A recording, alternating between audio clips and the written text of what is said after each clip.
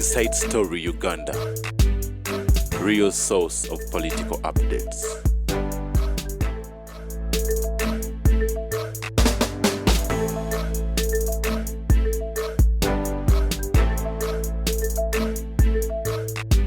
Takera.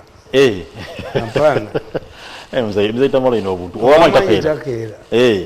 Kankuboze. Eyatambuziza ebigere. Kusawa 12. Ezekiro. Owegali tamuyisa. Amuyisa bulungi nnyo. Ate owa boda tamuyisa. Amuyisa. Ano wemotoka nayisa. Nayisa bwe kiri. Omanyi takera. It's a question of knowing. Knowing kituufu. Problem ya facing obukulu. We are I quarrel from home. Era mwenda yagambako namulaba mu meeting. Mwenda nagamba that man is dangerous. He comes on TV and quarrels with the member. He abuses his wife on TV. Nalimu agamba, why are you the one who is targeted your race? Ngamukazi wangu yuko targeting ngako. Nikasela yes. Nimba ganti ye kimo targeting is social. Agenda munyimbe ne bamwanjula. Okay. Nagenda kumbaga ne bamwanjula. Bebatamanyite babatagitinga. Ye ali social abera mu bantu. Yes. Amanyikiddwa. Okay. That's why he's targeted abana bebe bakuba. Kwa alitizazivu kati kumula ba junior mulowoza nti ye mwana yekakolaje. Aliyo. Hapana nabanje. Abana banje abaliyo. Junior yali voko. Anti kankubuli ate mu generation ye yabo. Muri Salva Kiir omumanyi. Uno muri Salva Kiir. Simumanyi. Mirundi rebengula omumanyi. Mirundi Beni omumanyi. Bwenabula mu Beni kiwonoka. Beni samula wako waneno yaje kuone ngakoze pise. Rebengula omumanyi. Alibengula simumanyi. Mirundi rebengula. Mirundi Salva Kiir na simumanyi. Kakati once you raise up your neradwe kuba kisinga tolo bwe kiri era bwe twabiranga mu kibiina nga tuli baana bato enkubo yabanga etonya nga batugamba timupunamire desike ladwe kuba kisinga buwanvu yes that was the technology of that time. Okay. Kakati mu Uganda tugende ku floods. Tugende ku floods. When you have a minister of disaster preparedness bino bibaawo bitya. How can you say you have an ambulance? An ambulance and a fire brigade vehicle are comparable to a minister of disaster preparedness. Can you tell me, do you have an ambulance at a hospital with mechanical problems? You have an ambulance at a hospital which does not have fuel. Ambulance area. You have an ambulance without a standby driver. You have a fire brigade vehicle that has bad tires. Mechanical conditions are bad. Yes. Naye NRM ye ina propaganda wayo. Until when the president came to power in 1986, he later Ministry of Constitutional Affairs to write a constitution for Uganda. Okay. After 4 years, NRM asked for an extension. Why? They gave you the reason was that the country had no constitution. When you had a minister, Sam Kaleganjuba, an assignment ministry to write a constitution. By 4 years, Njuba had nothing. When we tugenda okulya emmere bakumamu sigiri omusajja bwagamba tugenda kulya bafumba emmere bafumba bikongo mukyere bafumba kiyasiki kituufu. If this NRM government has told you that we have a minister of constitutional affairs, what plans are they doing to facilitate this ministry? Kituufu. Bonna tebakitegeera. Katuna minister ebigate biraze. Yes. Yebibamba. Ne egasaaki. Inaki. If you are a journalist from a foreign country and they are taking you to the headquarters of the Ministry of Disaster Preparedness, what do you expect to find there? A container of relief, containers, ebyuma, kasiri tinga ezijjuddeawo. Ministry of Constitution, Ministry of Disaster Preparedness. What does Oneke have? Yali nnyo nalabye Prime Minister. No gamba Parliament ya Uganda guaranteed a hospital at Mukaga at this place. Naye nga muje guarantee omukazi abagambi nti guarantee this money. Naye nga tebafunanga yo na monitor Parliament ena supervising tiche twagala nti nga kyo kituusewa oba kiri mu Uganda bakugamba nti bank etunda ebintu byange ebitunda etya. A loan must have a loan manager from the bank. Ate otundo kyebintu byanga tuli babiri. Kituufu. A loan must have a loan manager. Because it is based on a feasibility study. Which means a bank mbadde nkola namu. Ate mutunda ebintu byange. That's where your problem. Okay. This is where your problem is.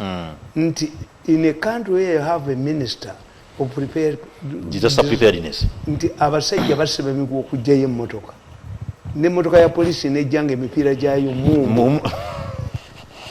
Ngale kyesobola kukola. Ngati ne kyesobola kukola. Mukono yali mukola embaali. Yes. Tewali machinery eriwo eriyawo ndi specific government. So preparedness. Yagula BM ko mugenzi yayina gondi kasiringi. Ekyuma ekigenda obugenzi bwe kino kikwata mu mmotoka muli ne kijjayo. Where is it? Nimze Tamale ne byandibaddewo. Engudo is it accessible kubutuuka byandiyiseewa. Amakubo gennyini gani. Rain white. Eriate eryataba yakunganya abavubuka balijjeyo. Brian White. Yes. Government ekiddo ekya blocking on forest dam a floating island was removed by the army. Disaster preparedness. Ebyo tubimanyi mu propaganda. Democratic Republic of Congo. Is it democratic? Nah. Democratic Republic of Congo. Is it democratic? Kakati Minister of Disaster Preparedness under NRM government is the opposite. This bank is under the total supervision of the central bank. It collapses. When we announce it in a bank, it is under supervision of central government. I don't put it there my money. It means the opposite. What bankers are now? Nabagama, Greenland Bank, Zanzibar, solvent. Greenland Bank, Dar es Salaam, solvent. Greenland Bank, Nairobi, solvent. Yawano yagwa. Niko obugulu bwako nikasuula banka zonna assets nga batunda ntunde nembaga nzimba manyi gulinira ene bank that collapses insurance about $1 million satu zezi insured the rest beyond 3 million babaleta liquidator natunda assets za bank nimuloka mufuna okay gulinira ni bank bukyegwe emyaka aga asatu baleta liquidator ani yali afunye bafiiro batekawo ekikampuni kyabavuka b'emingo b'amakubu yampanga bebabbe assets nze tamalirika naawo bijjawo ebyo bye baatwala nze njogerako ekyobusa ate balina shares mu banka where the assets in absence of assets kitegeeza liquidator talina byatunda kubasasula mu abali beyond 3 million ekituufu yes because the insurance guarantees 3 million era zibaaba wamugulira ndi bank up to today there is an evaluation report kuba assets bali bazibyemu in the case of Crane Bank bajiwa receiver si liquidator yali tegudde nena baga nti banka yasuli yagudde you transfer the money from Crane Bank to endala kati ebakuli gye babyemu enva ate bwetuuka ewumula n'agisumulula ziddamu tezisobola kuddamu obanga Crane Bank yali egudde ate sente ze basanga eri ku akawunti zaabwe zaali zivudde ebakuli gye babyemu enva ate tezisobola kuddamu that is logic mbakuba nembamalawo mwenna Tamale. In other countries I would be a very big asset facilitated heavily protected ebiseera ebisinga ogamba it is only a fool who does the same thing expecting different results mukitegeera kakati government yaffe eno tubadde amatabagazzenga ebiseera byonna nti from home era nze abantu abasinga obungi when you talk I answer and I leave ne bwe nabeeranga mu State House can I remain in a meeting okumala esaawa namba ng'oliawo oli mu meeting I just listen to 4 people nenkola testing nemanya boogera ku ki when I stand I talk and I go twagenda mu meeting president ayinawo manifesto implementation team netugenda n'aba planning authority nga muvaala tannabeerayo musajja n'agamba we cannot integrate Museveni's manifesto in the planning authority n'amala okwogera nempanika omukono nemugaa did you do literature in secondary school no but what is the relevant of literature nemugaa literature books syllabus obutabo obuli ku literature bwe basomesa abaana era bakugamba mu examination ti obutabo bw'otaasomye essomero lye bwe taliregistaringa ne bw'osanga nga question zaabo ziri simple tobukola kuba bajajinka obutabo okusingira kuki ku bimwaliregistaringa namugamba of the two Museveni's manifesto and the planning authority program which prevails over the other because Museveni made a covenant with the population. Yes. They voted him according to what he told them. How can you tell me Museveni's manifesto, like the literature books, would prevail over the planning authority? How can he go back after 5 years? Because the planning authority? Because the planning authority did not make it a priority. Museveni's manifesto or any winner's manifesto must prevail. Will be the literature books that are done examinable by examiners. True. Anybody, in fact, the moment the president wins, Museveni's implementation manifesto team would be integrated in the planning authority. Bali badde bakolera planning authority. Natuze ku mataba. Tuyina planning authority. Tuyina political authority. Tebajibuuza nkugamba. Tuyina authority endala. Akola ku mbeera y'obudde. Tuyina authority akola ku mbeera y'obudde. Have you ever heard anybody, Minister of Finance, highlighting the working with the planning authority, we have come out with this policy? Yes. Where do you have it now? No good. Kuba planning authority, ye bakubira plan. Kituufu. Kakati gwe, navigator, yamanyi goli driver. Yes. How can you live out a navigator? Gwe kati byokolo bobi jawa. We have an authority nayo ekola ku mbeera y'obudde, ekiteebeeza y'obudde. Focus ebabuulirirawo. Lwaki kino ate bagisoma. Waki kyamataba kino eva kibaddewo nenga kikikwata nga abateetegese. They don't solve a problem. Abantu bawano bakimanyi. If you want to squeeze money from Museveni, Museveni raises money in a crisis. So kino kyokuba tebasolvinga nsonga y'amataba eno. Don't highlight. Kyakulirako ssente. Tokkiriza njala eri mu kalamojja tojogerawo. Jogere nti abantu lwenda bafudde mu mawulire gaabwe. On panicking. Panic. Museveni will move in a panic. When you have COVID, what do? Create a national task force. A national task force is money by donors, is audited by Museveni. A money given to you from Parliament is audited by the Auditor General. So zinozewale twala zino. Tezirika abuuza. Auditor Museveni is a national task force. Is not money audited by the Auditor General. Originates from Parliament. But Mzee Tamale. Nebo ogenda mu kyogamu. They avoid the parliamentary money. Nebo ogenda mu local government. Government ya Uganda obanga muli banupo ba muli baani government erina grants 8 conditional and conditional. Yes. Kakati bwe bakola eziri condition 8 condition bazirekayo yazibabuuza bagende wa minister wa local government. The minister of local government has the powers to introduce taxes.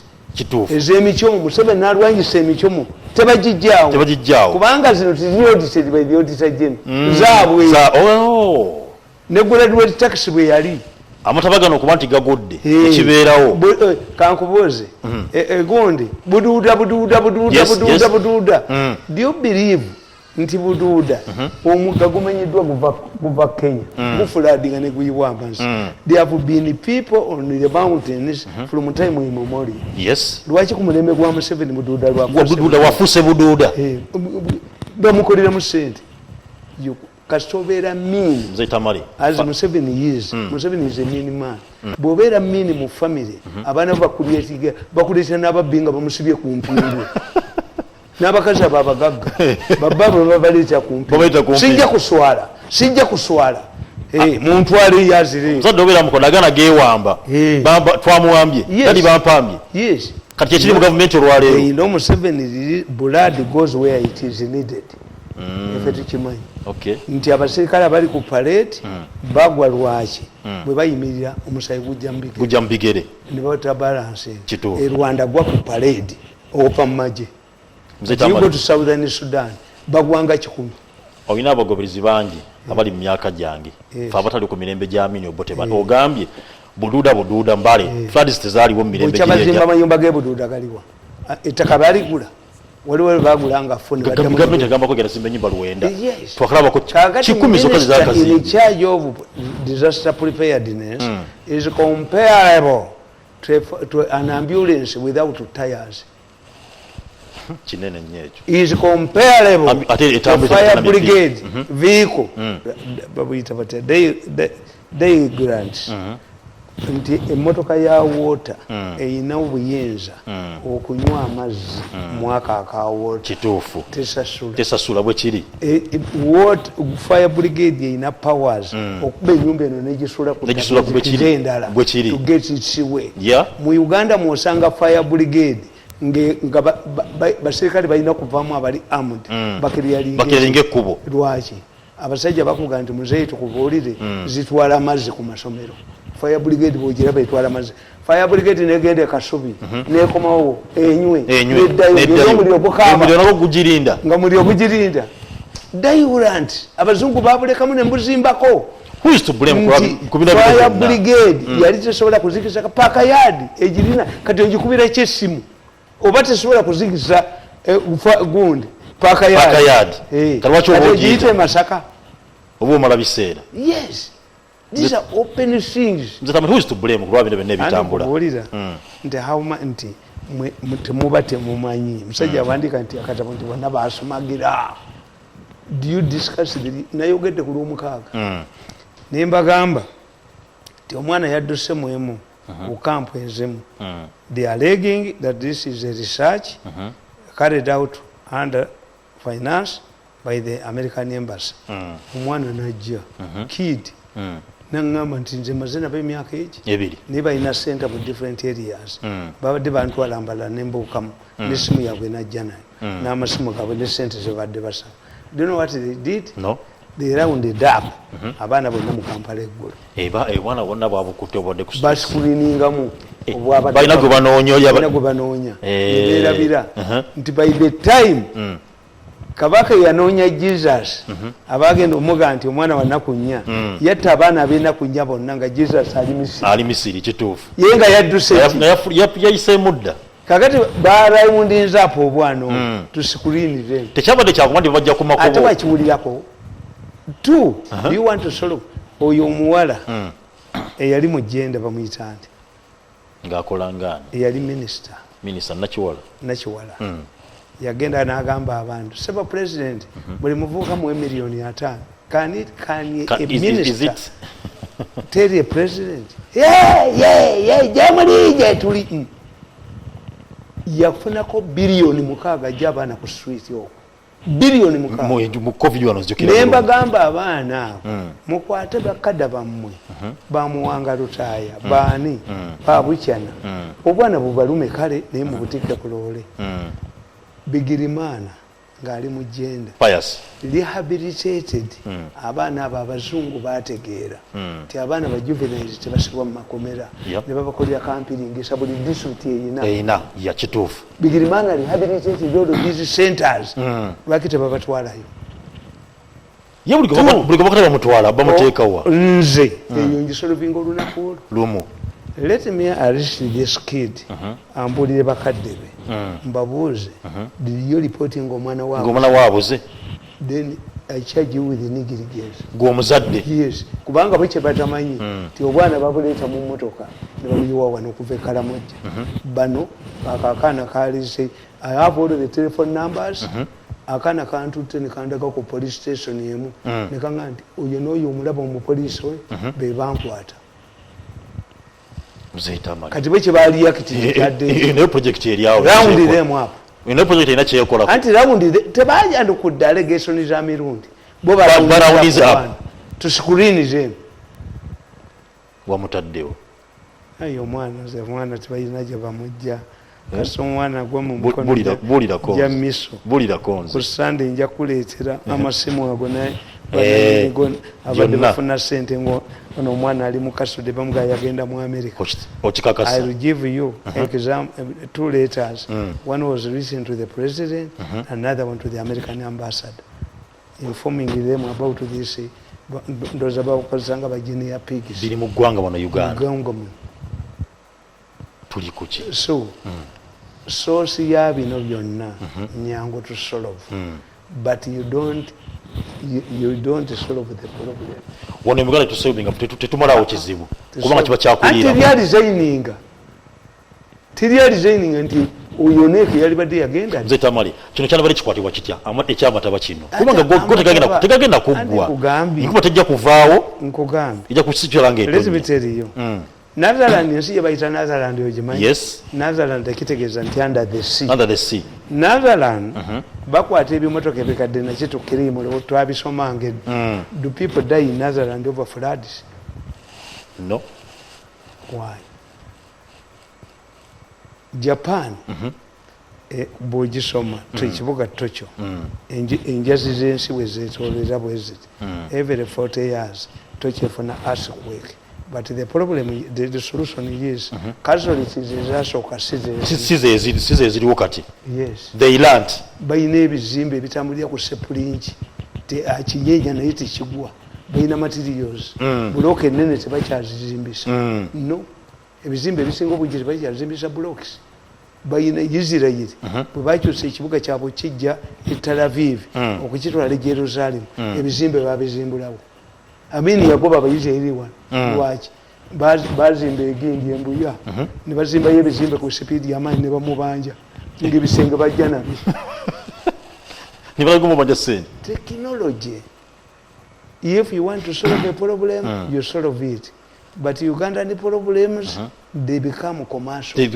tekivaawo kintu kifuuka kya lukusuku lwa muntu something becomes commercial nti nabbanja yagambye nti government has directed Mbadi yes now that we've known that is only the army that can solve problems then why don't we give the resources to the army we create a rapid deployment force mu UPDF esobola okuba nti muyita lwaki yo mugiyita nga sente mwazibadde ne betwali ere budude le jibayita the money that would be used to crop up this ministry of disaster should be to turn to the army. Are you proposing the ministry nevewo enzige ani bazibbira mu lwamiramu bagana ne Sempija namujjamu Sempija yeje wange ngadduka jajja nyamba bantu alaba malawo nga bukuba mu New Vision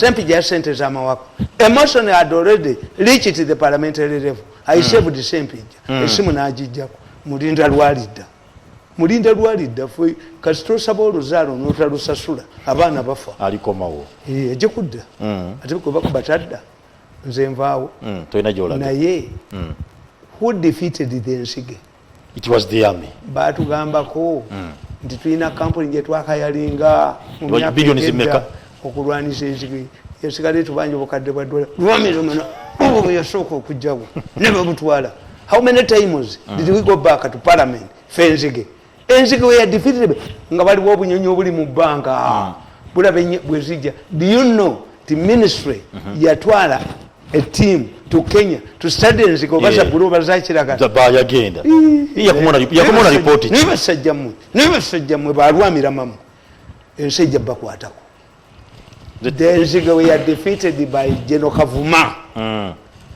with the bomber. The soldiers defeated the enzige with the bomber.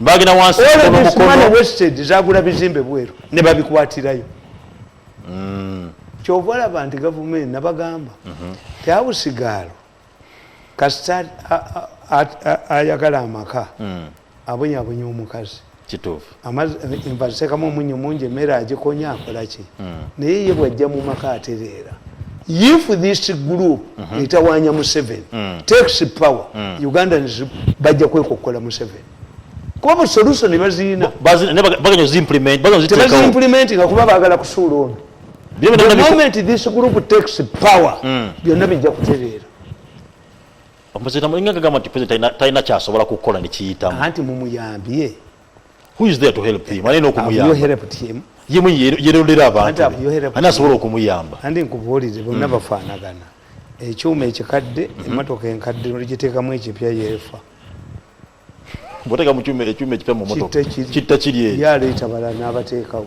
ne bwoleeta nabbanja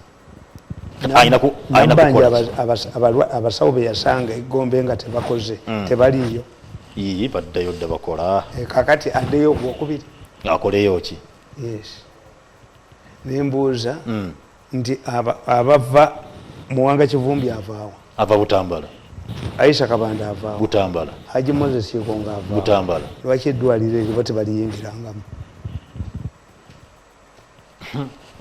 munagana nawe kibuzo kiddemu Tamale abuuzizza tabuuzizza nze wabula abuuzizza ggwanga yonna ensonga kakati kitegeeza si nabbanja nabbanja helps these people tikasita yagenda n'alaba bulangiti n'azikeberako Enooko yamukuba okumwogoloza Oneeke ne bamutuuza ne nabbanja may go home I cannot sit nga nze prime minister ntule nono prime means chief prefect how can chief prefect go over the head boy ntya nyumbani yangu yes kasita Oneeke yayimirira mu nabbanja yagwa mzee Tamale mu bigambo byonna bino olinga gamba nti government oba Uganda waliwo force controlling etali etumanyi ffe tulaba nti media nfu people about tebamanyi you are like my family whenever I tell them I struggle with them ne bagaana tewali kyembagambye nekitabaawo nze struggling na muntu batuula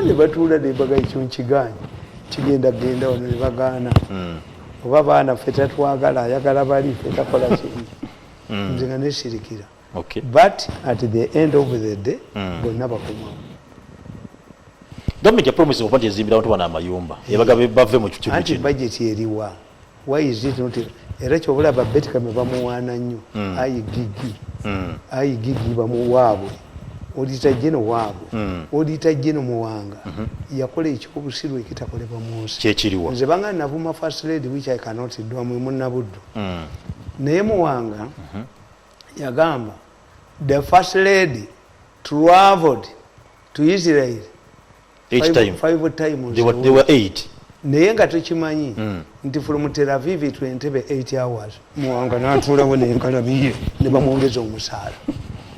How can you tell lies about the first lady when you on a technical issue you can go to civil aviation kwa kitege yoyimbyanga ne muwanga bwali n'engalabiye ne office ne bagiteeka mu sente n'agamba nabbe ettaka naalu nga baagala dibba nalitunda $1,000,000 ane revenue charge waako nembategeza nti wajiwa bagende wa president bamugamba this yowasana sorry radio ya alupo ne bateekamu omusomesa nti omusomesa ettaka lirye byamusiyaganga ekironga buli lwajjako ettaala ye ne mukazi we ne bibawasa ne baddukamu netunda ettaka lyange nababuuza nembaga nti you people embwa ezekomba kuddiba musaayi ne mugikuba amayinja ebogole babagobe nze nzibye mu sitogwa nnyama nanke nzibyeyo kenzibyeyo nako mukatwale nzibye mu sitogwa mu nnyama n'ettaka nalibba ekyo kituufu nalibba nange kenabbayo walibba millions of dollars kenabbayo nange kobala mu gavumenti nereegamu nalitunda Tamale nja tugende ku nsonga y'abana abegasa. Who keeps Museveni in power? After analyzing the above, the question is why the opposition in Uganda has failed to defeat Yoweri Museveni. My observations are based on 3 factors.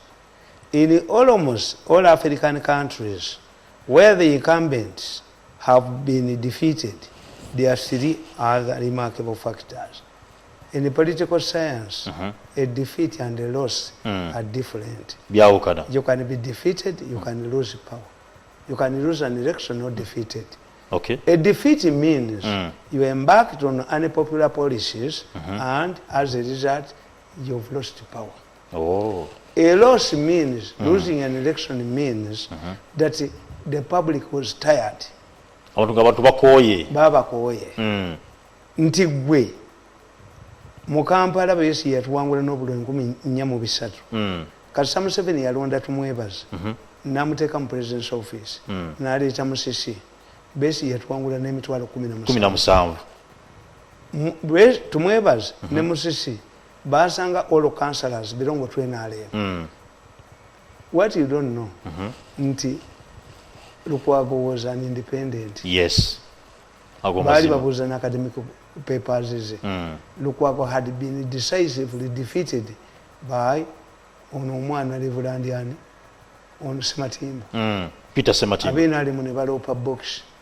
Ndio mulimu fake mulimu obuli staff. Kubabwe bagenda bagula mu ba seniors ba junior tebaba wane balikinga information was Segona sinifa dog. No. So in that case, you lose. You are not defeated. So that was a loss. NRM embarked on a self-destruction mission in Kampala. In Kampala. It was not defeated. That was a loss. NRM has never been defeated in Kampala. No later, kusasira. Navuma ukuru nti nkonwa. Kusasira no mwemotoka ya milioni meka. Uhuru omwaddechi. Kati now, who is ani ayimiriza we NRM mu Kampala? Uhuru. Ono gwe yavuma. Gwe yayita ekikonwa. Gwe yayita ekikonwa. Yes. Mike, King Mike ne bamwe motoka ya milioni 6. Gondi ne bamwe milioni 6. Bijemu Tamale Mirundi. Omuzeyi mu Mugambe ebyamulwanya bijemu emotoka ya milioni 6. What did they give him? Ye mwamugamba. What did they give me?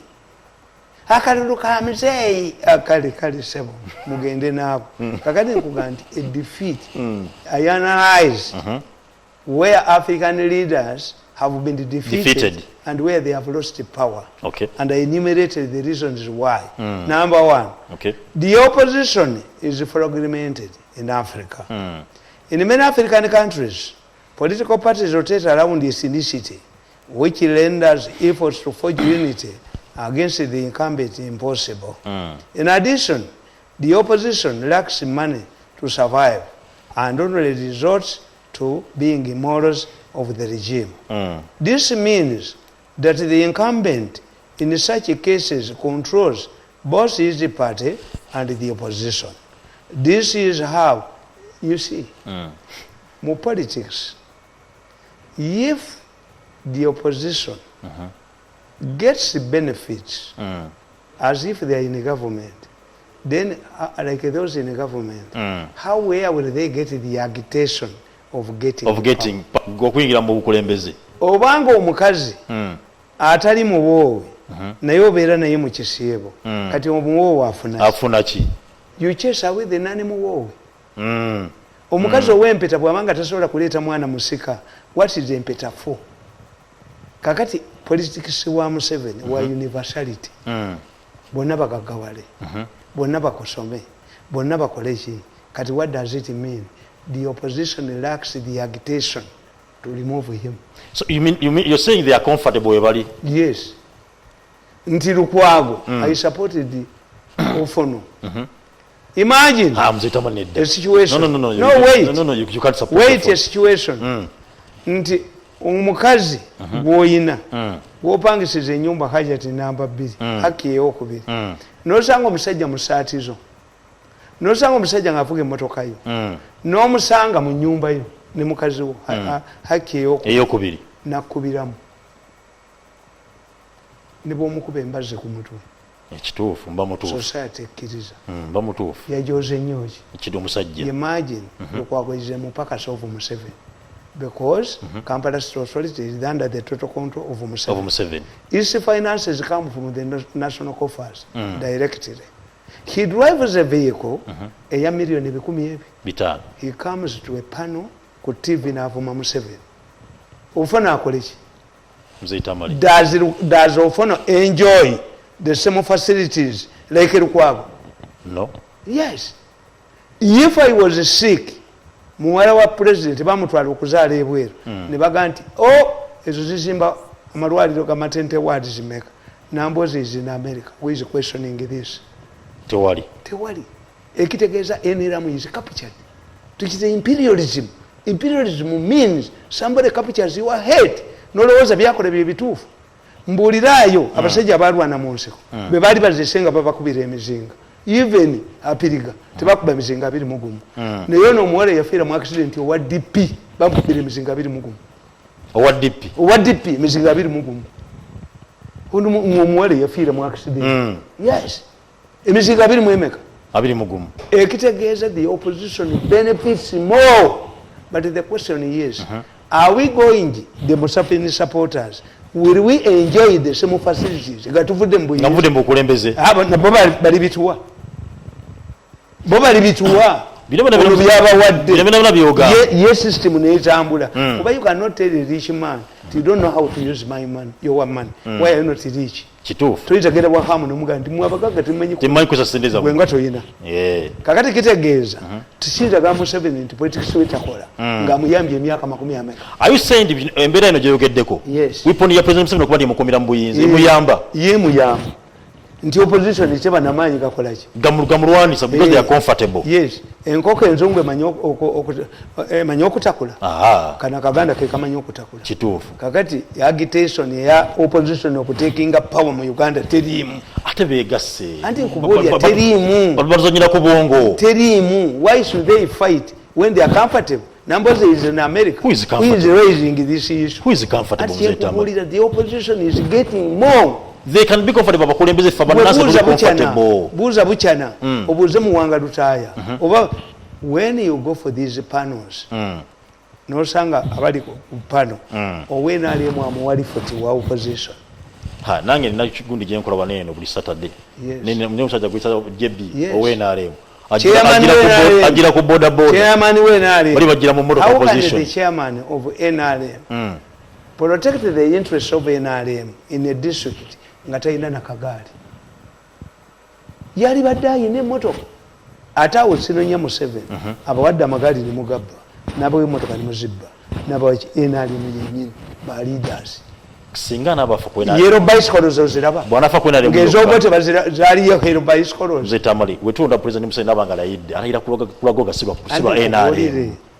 When in the United States when the incumbent is defeated 6,000 jobs change over in Washington. Yeah, kituufu. Yes. True. Kakati opposition ya Uganda is very comfortable. But jerega. Mzetamala Luiso tuwa sente. What do I have to show? But banobega tidde bwerere. Anti kubulira. Uwega tachi.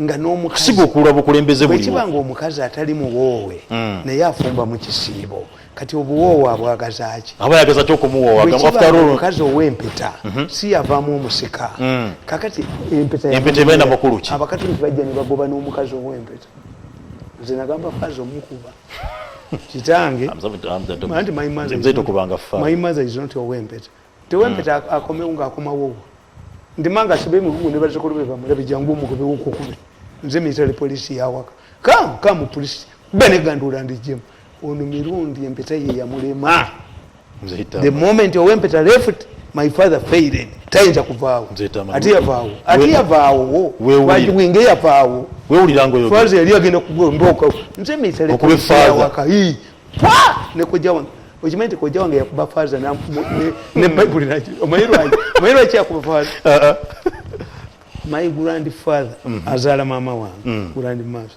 yali musiraamu alajabu ne bagamba omulenzi omukulu mukatuliki aloiziyo yabasika kojja n'abagamba nze sikanye byakusika kwammwe naye kitanga agenda kuziikibwa bamaseeka aba ali awo omukuziika nga faza ze n'aloiziyo kujja yakwata faza namukuba embo ne vangiri n'agiyuzamu. She died later. Yes. kubanga it was a provocation. Yagamba omusajja musira. Yagamba ebyokusabya mu ebya. Sibiyingira. But if you bring a Catholic here, nga tusabira kitango omusiramu mbakuba. Yamusala kiboko. Yakuba faze emboko. Ne vangiri najiuza musamula yajiuza. My uncle. Familia ya Mirundi. Nedda.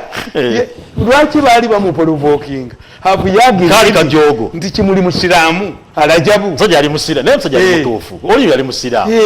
Mwali mugenda kukola yo. Mwebye mikolo jammwe. Mubikole eri. Mubikole nga bamasheeke bakoze. Nga bagenze abalongo babawemula. Ne babawemula faza wali. Aha. Yes. Kakati yo namba emu. Okay, that is number 1. Yes. Number 2. The opposition is comfortable. The opposition is comfortable. Weri ye mukubira mu nababiri ewulire. Okusinga nge okusinga abenale. Kubanga universality wa Museveni tali checked. Nti tukiriza abana basome bonna bagagawale kuba once you become a leader. But how have you protected the NRM mu your supporters? Okay. President abeeranga Kawasa ku mukolo abeera n'ekitaaki yikituufu mu Baganda Kawasa abeera ne kulitize zabbiya. I don't know what you ndowooza mubeera na mpombo naga kasajja kangaako kankolera kangeke Kawasa akutumidde webale nnyo singa Museveni alina Kawasa akutumidde nalwo isitaziwaayo NRM people bitter okimanyi nti gundi Ofono was expressing the bitterness. Yebwe bageranga sente zenzike zizi bamusindika China sente ne baziri kino ekyapro Ofono okugamba nti alumbe Lord Mayor bwade busungu bano beyagala teyeyagala yazise empale yange tugenze ku mukolo nkugamba tugituusa mu ttaka nkuba oluyi because these people ba NRM wa NRM all of this uyo omwana gundi ani ono kati yagenda ne mu parliament yali speaker wo mu Kampala yagwensa cement ebikumi bina ku mukolo NRM azijjawa nidde tubulire NRM azijjawa. This is a contradiction. It helps Museveni to stay in power, but he is not helping his people. Abana bakaberi yankuto one neighbor ali kupirao ninachi. If I was in UPC I would be a powerful person. Ninachi, what do I have? UPC everywhere. Mama wange bamukuba amagulu ali waka byavembalala yajja n'omuntu gwayagala babadde batusaba emitwalo 3 n'ekitundu nze banjavuwaza mukulu wange yazibawo yetulemye nansi yetulemye mitwalo 3 kitundu padde buli lunaku Museveni just 3 kitundu omukadde munne gwe bakuba amagulu amuwadde ki nange ninkwata kubirawo tonkuba Abaganda bagamba nti anaakujja ennemi aguma nnyoko ng'owulira. Ofono was provoked. And it is not Ofono alone. All of NRM cutters are bitter. Nti noddira mu gavumenti eno noddira baala DC baseka banja ba kintu balugasa abakolera ne babagoba nti balina qualifications bateeke mu RDC's offices bagobambwa abasajja mu Yiso ne baketta mbabazi babagobamu Museveni talina ke yabawa mbabazi n'abayita kati mbadde mu nketteraki n'abawa lawyer ne babaliwa mzeta I give my soldiers. Bojja nayogera ku mpewo n'ogaa ntolina kyofunamu buli muntu agamba yii mzeta amala alimba buli muntu agamba olimba nagaana okukkiriza okujogebwa. Yes, what is there in government? Nze ngere ku bilioni mu n'ekitundu bilioni mu kitundu advisor nti mulimi ntule n'egundi oyo simanyi bukyama tekisoboka nasomera ki then where I go to school but for me I'm not looking for a job njagala kunsasula sente zange. Yes, era bagambye ku Saturday bubumuwa sente njogere why muziteekeyo mugambe nti money laundering munkolenga bitatu kituufu oba olina okuzoogera compensation mwaji sente ziri west ate zavudde weeri tegeere nti nazifunye sente ziringa njaga ginywedde bamulaba bali baana nja kusula ebizimbe newaffe enkole byenjagala era bajja kutegera gyezivudde nti sente wazifunye. Twayimbanga nga tuli baana bato nga tugamba olwatuuka nendaba namuŋŋona ku muti omuwanvu ng'ayambadde bulungi ddala ng'akutte n'amata ga bbongo yayimbanga bulungi ddala nti mudoboze gwanvu tekyandeeta kati kifunye era bannange mweraba era bannange you put my money on my account nawe bayimbira kayimba ngindi wafekole ebintu byange tugende mu maaso abantu baagala kuwuliza nsonga akadde katutwala. Another important factor is where the opposition has mobilized the masses against the rigged elections or where the incumbents refuse to concede defeat, like in the case of Yakaya Jama in Gambia. If you defeat Museveni and he does not concede defeat and you mobilize the masses, Hey. yes. Hey. Yes. Okay. Mumujjako. Thirdly, the third case is where the army has intervened to remove the incumbent from power. An example of Burkina Faso fits in this case. During when the army played a big role and ushered in a new administration. The same was applied in the Central African Republic, where foreign intervention paved the way for a new regime. Okay, take it. Nemukwata amaje 10 nemugatwala mu parliament je mubira gatunula gati mukunamira amaje mugakunamira mu parliament nemugatwalayo nemugakunamira gemu resortingako awaze crisis abaganda omala okukomba mbu nakatotwala oterekera bekimwakyo kikolenga ekyomugoloowa omaze okulya emmere ye nakati atwala atereke omaze okukomba ye nakati atwala atereke ameyo ejja mu need naye nga temugiwa sente sente zigwera muki minister of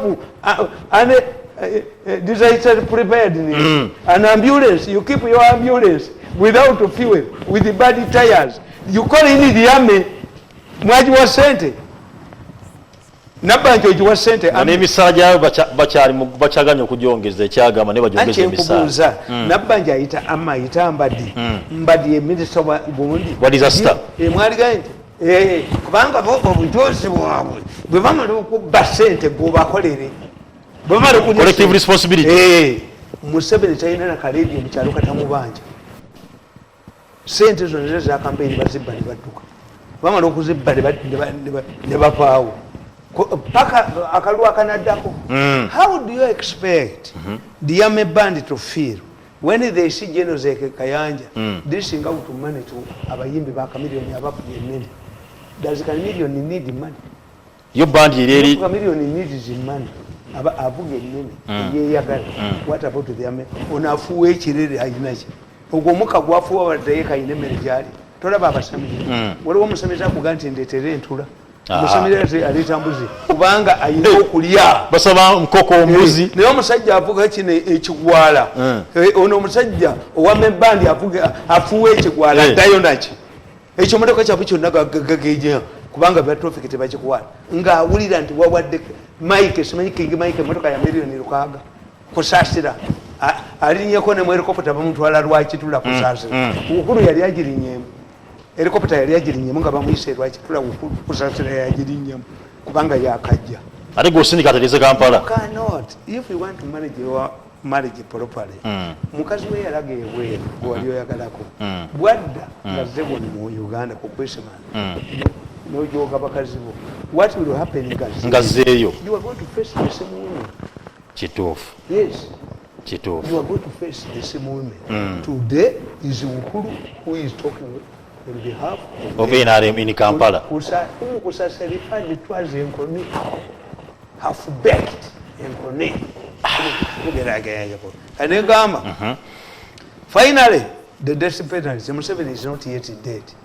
Tanatuka ku number fair. Yes. It's not dead. No. Kakati nkugamba. Unfortunately for the Ugandan opposition, all of the above factors do not and have not applied. Uganda's situation is very unique. I have always compared Ugandans to a divorcee who has almost seen it all.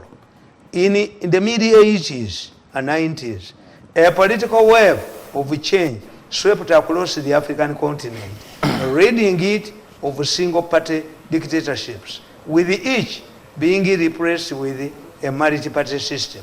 Surprisingly, Uganda remained an island. The North African revolutions of 2010 did not affect Uganda either. Bakugamba we are mitigating the revolutions. Lwaki mu Uganda tezatuukamu. In the 80s and mid-90s, multi-party swept across Africa. Okay. It was Museveni on his own terms that introduced multi-party. But Semogere Bagamba cannot subject a right for referendum. Ngabalo was Alimba. Why didn't we have a wave of forcing us into multi-party? And in fact, because the people elected to go to multi-party, that's why the constitution provides for 3 systems: a multi-party system, a movement system, or any other democratic. It had to be included. Any other democratic? We can go back. It's not practical. We can go back. Ndipo tusalawo okusoma obusiramu nga katitia ne kanisa zigaliwawo. Tusalawo gana mu Christianity nga emitikiti gigaliwawo. Your constitution egisanga bwitali conclusive. There is no conclusion that is not conclusive. Okay. And this is why Uganda's constitution yina kuli munene munsi. Yesinga munene. America yina katono bwe kati. Lekana yimzita ma. Expressing. Uganda yesinga constitution ya Uganda yesinga munene. Munsi yonna. Era kanyehamba yagamba. I've perused through all the constitutions most except that of North Korea, and it's because it's their native language. This was the most practical constitution. Webamufulumyamu ayaya nali obuuka. Nkugamba. The question is why? Why are Ugandans not excited about change? About change. Yes, nakyo kugunyonyola. Because Uganda's history is quite unique. Ugandans went through the UPC Kabaka Eka struggles of 66, the Idi Amin regime that is alleged to have left 500,000 Ugandans dead, the military juntas. A junta is a combination of civilians and the army. We have a military government, we have a junta. We have a coalition government, we have a regime and a government. A regime and the government a regime kitegeeza kakundi kati ke kafuna eggwanga. A regime and the government are different. They are so different. Yes. Are you sure? I mean it's a regime kakundi. Kali kakundi. Buganda Museveni is a regime. Obumuvuma is Museveni's government. Museveni talina regime. Ntikiriyo a regime means akakundi akawambye power. But mpulira nnyo biseera bisinga. Ate mu byawo. Nga Dr. Kiza Besigye alifa. Mzee Tamale. Eba Dr. Kiza Besigye alifa nga Museveni's regime. Kagamba government. Kye nakugamba nti ekigambo Ssenkagale kyakuvuma. Naye abaavuma. Kakati Ssenkagale kitegeeza omwana asama ku mmere nga abakadde be balya atalina mpisa bakiyitanga bbeere. Kati ogenda okulya mu Ssenkagale wa Numba. Ssenkagale wa DP. Yes, I know. In media law. What is defamatory today may not be defamatory tomorrow. NRM passed the secretarial law to protect the Banyarwanda who are in the government. Yeah. Today, they wanted to put Banyarwanda official. Yes. Gasumba. Which many people who did not want to identify. Nakuga nti baganda bange Abanyarwanda bakola omukolo nakweso nga tugulawo ennyumba ya muganda waffe. Omanyize many people don't know. Muganda, there is no way my grandfather would have benefited from my land nga si muganda. N'oyo junior oyo avuma banne. Omanyi junior oyo bw'avuma banne anti ye mweru. Kituufu. Mary was very brown. No ali mu parliament ali brown. Okay. Ffe tufaanana maama waffe. Abali brown. Okay. Kakati abali gondi black. Ate bafaanana daddy waffe. Naye abagamba mbu abo badinka. Avuma bannembu badinka. Mbukuba ye ali brown. Ye inamuka. Avuma banne. Junior lekera awo. Tebamwagala. Manne tebamwagala bavuma mbu badinka. Kegezi nkugamba nti juntas. And finally the NRM take over in 1986, which came with innovations I mentioned above. Such a people like Ugandans are not excited about to change, and that's why saying is like a gwalabyeko ye mwana, which carries the same meaning as a bird in the hand is better than 2 in the bush. Are popular. Thirdly, the opposition in Uganda is dominated by people from Western Uganda until Bwino came, who have turned the battle for leadership of the country into that of Banyankole Kwetera na Cooperative Union. You see, Bamatembe. How come? Tiabaso kukulwanyisa Museveni bali bava mu West. Chibalemi. Kubanga Banyankole, the moment you turn NRM leadership into the leadership of Banyankole Kwetera na Cooperative Union, you are finished. The Banyankole Kwetera na Cooperative Union leadership is chosen by Banyankole. Okay. The leadership of the country, a president can head from an area. It does not mean to move forward. So the rebellion by Matembe, by Ingrid, by Kizza Besigye, by Mugisha Muntu, and the right forced other nationalities in Uganda to unite against them. And to back Museveni. Momona tunoderanga. That's why Bwino yaje yabakuba. Anga bali kibagitegera ngene yape gituyina. Anga Bwino yagira mu anga mu baba sajja bano bagende. Mu bujozi. Balima kulowoza nti this is Banyankole Kwetera na Cooperative. Bamatembe bibagire. Anga weva wane. Inguli nga bebavuma Museveni. Who are you? Mwe mutagerera nti Museveni anuka bwe Matembe. Yali minister in charge of wayogera ki Matembe. Matembe supported about percent zemivumba jenyi. Are you sure? Muyina nawandike kitabo ku Matembe. Tears of a crocodile. Matembe cannot stand up against yawandika kitabo n'anteekamu. Defeat Matembe. Ono morality. Where was Matembe in 1985 when Obote was stopped? Tell me where was Matembe? Matembe atubuli eje yali. Awo yasingera okubimanya. Ajja kuvayo atunyonyole. Akuford yabeerangamu yali ekola ki? Yali Akuford yali kyali kyeyo. Kibiina ky'abakazi mukuba nemuteeka ku ttaka. Nga ye mukulembeze waakyo. Fight Kasujja. Balita n'omusajja ono wakakookolo. Omukazi wa Saidi baali bamuyita Kuteesa. Arrested yali arrested Kasujja as a prime suspect. Omusajja. Okay. Monitor ne bira bwerere. The monitor is monitor. Let me tell you. Let me monitor it. A sack of Omo cannot turn Chako back its original state. Tekisoboka. No, muna wandiko chumwagwamu. First of all, Tina monitor bill. The monitor that was started initially with the people's interests. Baba abagoba muwekire topic. Wandika kuvuma kabaka. Ndiye byettaka. Babitandinga bagala okwesimba ne babagoba bawafula. This was the monitor. Paike yajiwane sento jikubira. The biggest financer was Cheye. Mwajitunda mwagakani. Don't celebrate 30 years. Mujeko je mwanoba. Monitor mwafunda dda. This is a new outfit. Okay. Yes, celebrating what? Big stories. Sema mu myaka 3 nojja mu story nya. Nze Tamale ogambye nti Uganda is not yearning for change. Mpozi abakoze. Ne abo mulembe guno abavubuka 30 years below. We want change. Anti kati bayina anti nkugambye nti things are starting moving. Tekatuyina abavubuka. Yes. And we need the change. Anti kakati kyenkubulisha ekirungi kyetufunye. This is why they are not uniting to defeat Museveni. When you see Museveni picking forms, nomination forms, abaya wangu dedda. I tell you. Tetumala bisikasajja forms abawa. Museveni nga je nomination papers mu electoral commission. Tudde wakati twesirikira. Toteka omukazi wo. Wasamulala. Why? Ochikakasa. Anti Museveni, once Museveni is defeated, he loses his past contribution and the future. And the future, yes. He leaves the state house in a humiliating manner.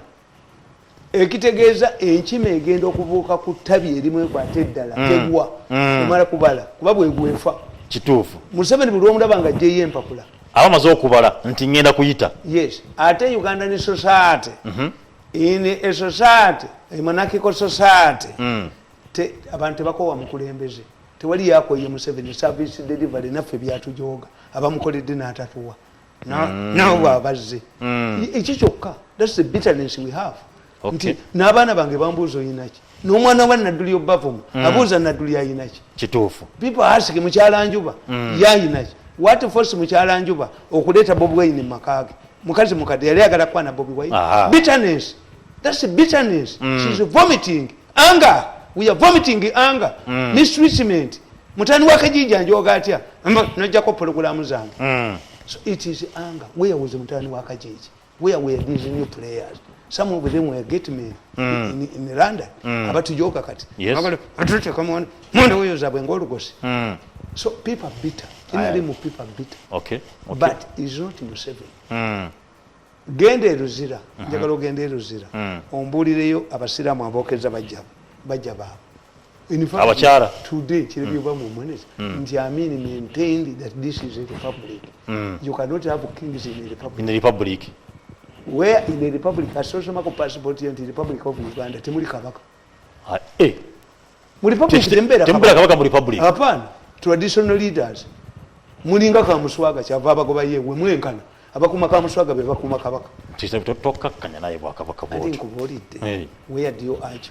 Bobe bakola amateeka bagamba buli kabaka afuna milioni 5 yesaba lulyani. How do you say nti ani asinza amaanyi kabaka w'abakonjo mumbere alina abakonjo milioni 10 across yeah egundi emolimoli alina Kenya tiso district. Yes ono ow'abagundi ow'aba abageso bebo abaluya kakati gwembulira atoyinza okusanga kabaka wa Buganda yasinga obunafu kubanga itakatinga akulosi atekiziba wuwe yakatingawo gwembulya kabaka wa Buganda wakatinga kulosi the border emolimoli abaluya je bali kabaka wa bwaliwa abakonjo 10 milioni bakonjo bali mu Kongo oyo ayina bameka binkalidde ku mimwa naye akadde mzee akadde katuweddeko. When you analyze things buno butabo bwange nabuwandika nganga tebabulaba nti you can only unite for 3 reasons.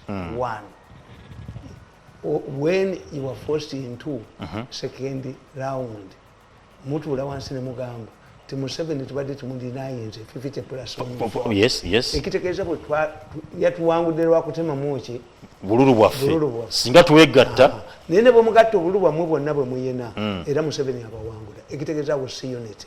Two, musobola okugamba titukole regional political parties mwankole mu northern na wano nemufuna nuupu ey'omwankole neyawa you deny Museveni outright victory. Then you are talking kakati wano muyina temuyina kyemufunamu nti mu political science batugamba create a contradiction to solve a problem. Mao by joining a government has forced these people to unite. So they are solving Mao's problem. Kakati what they want to create two DPs. DP erimu nupu recognized by the opposition. Yes. Ne DP erimu erieno. Otherwise wali kyebafunamu. Even this unity ffe tubagala mu kimu. Tubagala this should percolate. The framers of the constitution by bringing in the intergund kibali bagala tulabeko ku Bobi Wine ng'agenze mu district y'Erakai oba eyawa addressing a council joint essence of devolution of power oyagala kugirita eno ekkene wansi abantu bagitegeere so simba kulembeze bana baleme kudduka baleme kutwewerera abanyankole kale katubalinde motoka z'abanyankole tugenda zitegera Katonga bo bave mu power muzitegere Katonga oyinza ogamba omukazi ali mu nyumba nti bogulawo nkufulumye bweru ayina kwongera kweggaliramu. Yes, they must change the attitude. This unity should not be artificial, should percolate. Nti abantu bategeere nti yes nuupu esobola okubeera nga gavana w'Omwamerica nga wa Republican nga bali ba DP tebabagobaayo nti government enajjawo conditional and non-conditional grants to areas where it's lost. Ekyo kyetwagala kye balimu kyokka ebigambo bibuulidde otherwise bwato Museveni bwakomawo kaakati Museveni's strongest enemy is in NRM. So ebana abeegasi bali abawadde balidde is we the distribution to the people in NRM. Abenali mumuwulidde naye president w'eggwanga ensonga ogiwulidde obuzibu bw'osobola okuba